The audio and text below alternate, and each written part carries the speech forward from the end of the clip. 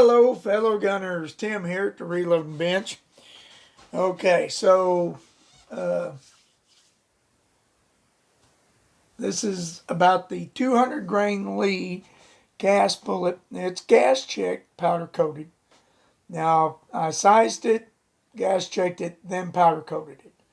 I did not heat treat it. I did not water or quench it. I just, the way it is.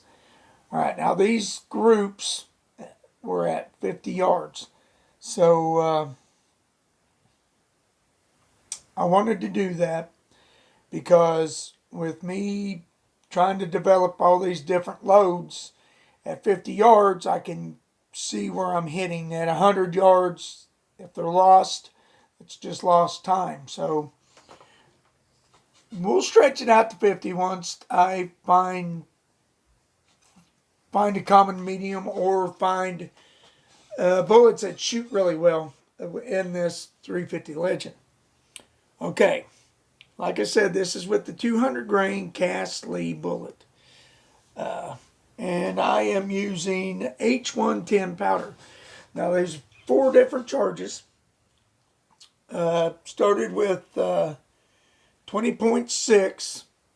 Would have been 20.5, but it was 20.6, so I just kept it there.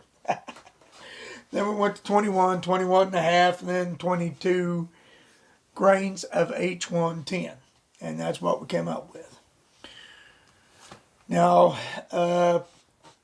the average speed for the 20.6 grain behind this 200 grain Lee was 1649. Now, I had an extreme spread of 120. I am really going to stop worrying about the extreme spread, especially if my groups are coming out good. And yeah, you know, this ain't a long range gun anyway. So 100, 100 and a half, 200 yards, 200 yards, it's going to start making a difference. But okay. So 20.6 grains of H110 behind this 200 grain Lee cast bullet. And right there's my group. 1.686. All right. Now with the 21 grains, my average speed was 1746. Wow. Now this is with Starline brass too, guys. I want you to know it's with Starline brass. This wasn't with Winchester. I am probably going to, with cast bullets, stick with the bigger bullets, the 150 grain up to 200 or plus, staying with Starline brass. Now, if I'm in 135 down, I might do the Winchester because it seems to hold the shorter bullets better. All right. But with that said, with that actually 4/10 of grain jump, I jumped 100 feet per second. But now see, that could be that 120 grain or 120 feet per second extreme spread causing that. But my average was 1746,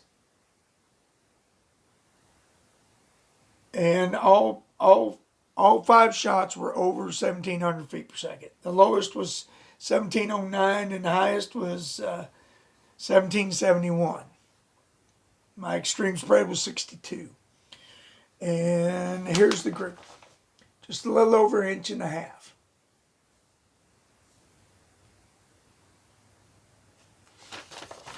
All right. Now, if you guys are catching on, there's something interesting here going on, something actually kind of exciting to me. If you guys are watching and noticing, the higher my velocity's getting, the tighter my groups are growing. are shrinking. Okay. Now with the 21.5 grains of H110, my average speed was 1812. Okay, now we're starting to see the velocities not jumping as much. So we're getting into that point to where the density of the powder is starting to not be affected as much as it was when it was a low volume to a higher volume. The higher the volume of powder we're getting, the less it's being critical. Okay, so like I said, the average speed was 1812. My extreme spread was 29. And my group was 1.272. So see, here the interesting thing is we're getting smaller as the velocity goes up. Now with the 22 grains of H110, my average speed was 1852. The extreme spread group come back up. It's 84 feet per second. But if you'll notice, even though it was a half grain more, we only gain 40 feet per second.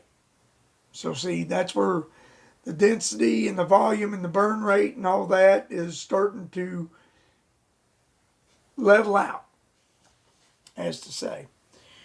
And my lowest was 1813.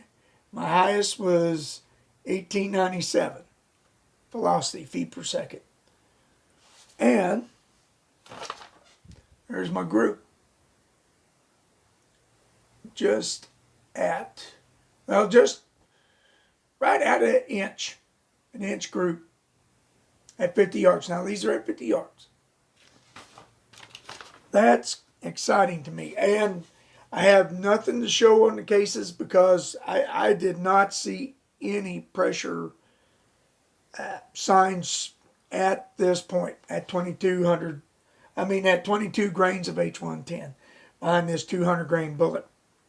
So that's my findings on this range trip. I'm